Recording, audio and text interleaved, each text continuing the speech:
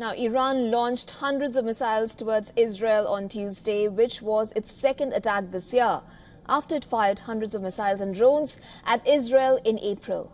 This time around, Iran claims to have targeted the Israeli territory with around 200 missiles, and Iran's Revolutionary Guards claimed that 90% of the missiles hit their targets. Now, though Israeli military said Iran launched around 180 missiles at its territory, most of which were intercepted. According to the U.S. Office of the Director of National Intelligence, Iran has the largest number of ballistic missiles in West Asia. Tehran's short-range and medium-range ballistic missiles include the Shahab-1, with an estimated range of 300 kilometers. Fateh missiles can target in the range of 300 to 500 kilometers. Shahab-2 missile has a range of 500 kilometers. Zulfiqar missile has an estimated range of 700 kilometers. And the Qiyam-1 has a range of 750 kilometers, while Shahab-3 ballistic missile has an estimated range of 800 to 1,000 kilometers. Now, among the long-range Iranian missiles that could reach Israel, Sejal ballistic missile, which is capable of flying at more than 17,000 kilometers per hour and with a range of 2,500 kilometers, while the Khaybar ballistic missile has a range of 2,000 kilometers and the Hajj Qasem ballistic missile has a range of 1,400 kilometers. The Hajj Qasem missile is named after Quds Force commander Qasem Soleimani, who was killed in a US drone strike in Baghdad 4 years ago.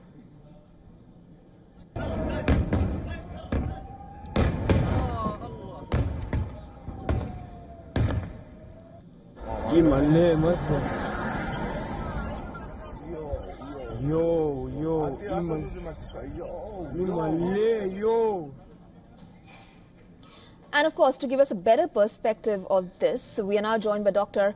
Hamid Reza Gholamzadeh, who is live from Tehran. He is the Deputy for International Affairs at the Tehran Municipality and Secretary General of the Asian Mayors Forum.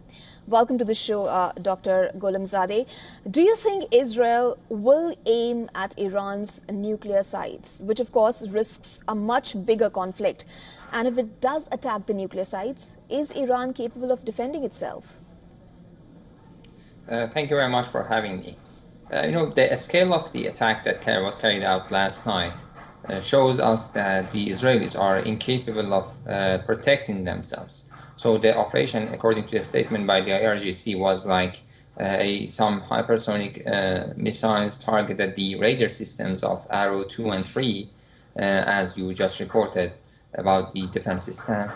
And after that, they could easily actually have the impact of ballistic missiles targeting some military bases and other targets that they announced that.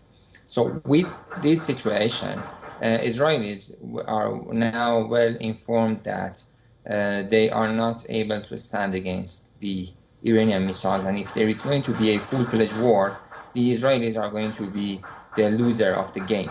Of course, they want to have a war, but not some war that includes themselves. They are trying to have a war between Iran and the United States, both of which are actually reluctant to have a war. So with that situation, what I would expect to just from the Israelis is a face-saving operation, which would be some sabotage or some infiltration to damage some infrastructure. I don't expect it to be successful about targeting nuclear facilities. Maybe minor damages that we have experienced in the past, like what happened in Natanz years ago. So it might be just like that, or adhering to some terrorist cells inside the country who have been infiltrated by the terrorist groups that we have a lot in this region, unfortunately. And that's all. Because this time, if there is going to be a further attack by the Israelis, Iran is very decided to respond again and more strongly. So what happened last night is going to be totally different if there's going to be another round of operation from Iranian side to respond to a potential attack by the Israelis. So, Dr. Gholamzadeh, you say that a nuclear attack will be kept at bay and Israel kind of finds itself in a weakened position. However, as per reports, with the elimination of Ibrahim Raisi and the passing of Iran's proxy's high-profile chief and the commanders, reports do say that Iran is in a weakened position. Do you think that is the case? And there's, of course, also reports of division in Tehran over the next course of action. Is that true? If so, what is Iran's stand? How does it decide to progress from here on? What happened to President Raisi, it doesn't have anything to do with the Israelis or any enemies. There have been official reports and full scrutinies that it was because of the bad weather and the unfortunate situation happened. It doesn't have anything to be actually considered for the power of the enemies of Iran. But yes, they managed to assassinate Mr. Haniyeh inside Tehran. That was a big damage. They managed to target many commanders and Sayyid Hassan Nasrallah. It is a big damage. But it doesn't mean that it is from a position of power. You know, the conflict between Iran and the Zionist regime has been in place for many years. Even before the Islamic Revolution, Iranians were against Israel and the occupation of the Palestinian land.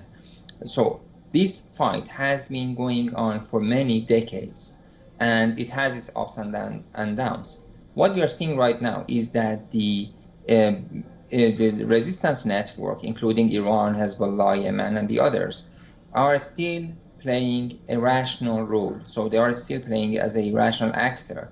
But it is the Israelis who have actually stopped this position, and they are acting irrationally. So if we want to analyze the situation, we should believe that Israelis are doing these things because of their weakness at the battleground in Palestine. So they failed to defeat Hamas in Gaza Strip. They made huge damages. They killed tens of thousands of people, but they failed to defeat Hamas. So because of that, they decided to move toward Lebanon and target them and use intelligence services and, intelligent operations like pager explosions and then assassination of the commanders. These passing of the red lines, crossing the red lines, shows that they have no other choice because they are feeling an existential threat against their very existence. And so because of that, they are doing whatever they could do. But on the other side, Iran, Hezbollah, and the others are just showing restraint, and they are still working rationally to consider what would be the benefits of each step to take. So the resistance network is in no rush to eliminate the Zionist regime or to put an end to them. There is no rush into that. So they are fighting to defend Palestinians. So they are fighting to change the situation in Gaza Strip and West Bank, where Israelis are committing a genocide and they're killing many people. Just nearly 50,000 people have been killed so far officially. It might be more than that. So the situation, if you look at it more widely and more analytically, is in favor of the resistance network rather than the Israelis. So, Dr. Gholamzadeh, the reason why I brought in Ibrahim Raisi's passing was just to give a sense of what reports claim in terms of Iran's strength geopolitically. However, what we want to understand here is, should Iran find itself in the face of an attack, how do you think Iran will react? How do you think it will position itself in such an eventuality should it happen? Last time in April, when Iran wanted to retaliate the incident in Damascus, it announced beforehand and it prepared everyone, and the Americans, British, and many other countries came to help Israel in defending the missiles. And Iran was not actually intending to target people or facilities. It just wanted to show that it can pass through the defense system. But this time, Iran did not do it like that, and it was actually during the early hours of night, and many people were actually watching live that what is going to happen. I was on the street and I saw actually the missiles going through the sky up to the skies, and then it was live on TV, state TV here in Iran. We were seeing how the impact is being actually recorded by the cameras. If there's going to be any further steps from the Israelis, there would be another retaliation from the Iranian side, and it's going to be much stronger than this. We had a change in the government and we had a change in the policies, but the decision is something, in such decisions, is such thing that is decided by the Supreme National Security Council. And in this council, it is not just the government. They have less than half of the voting members, and the rest of them are the other heads of branches of power, the other individuals, military commanders, and a combination of all the entities that form the establishment inside Iran. And it is a decision. If they did not react to Ismail Haniyeh's assassination in the past, it was the decision of this Supreme Council. And if they did respond last night, it is because of the decision of the same council. So we have change in policies, we have change in the government, but it is not basic policies. So security of the country is not something that can be changed from the government to the other one, or from this party to the other party, or from this camp to other camp. It is something that is decided at the highest level of the government, and so there is not much change from Raisi to Pezeshkian, because, as I said, it is a total decision made by the whole establishment. Thank you so much, Dr. Hamid Reza Gholamzadeh, for joining us with your inputs on the broadcast today. Thank you. For all the latest news, download the WION app and subscribe to our YouTube channel.